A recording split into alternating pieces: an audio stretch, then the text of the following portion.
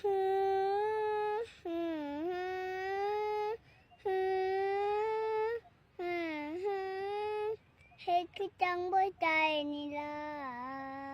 บ่ฮู้บ่หาเด้ออายบ่ฮู้น้องสิไปไสก็ไปบ่ถามว่าไปกับไผที่เฮาคบกันทั้งที่เฮาบ่คบกันมาดนมีหยังก็น่าสิบอกกันแน่บ่แม่นปล่อยถิ่มป่าให้ใจกำพร้าความหังน้องค่อยๆหาคืนน้องให้พ่อเผชิญกับความเหงาอายเลยไปหนีเขาแล้วมาบอกเลิกเขา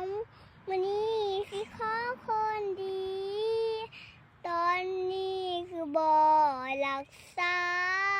น้าเพื่อควายังน้าน้องบดใจอายทิมน้องแล้วไปนี่ผู้ไม้ถามใจคนลืมอายสิมาหาหมู่ห้องน้องยังตอนนี้ตอนที่ก็ลืมไว้ได้เป็นยังตอนนี้จังบ่ใส่ใจบ่มาหูบ่ค้าที่ให้ตอนน้องเบิดใจแล้ว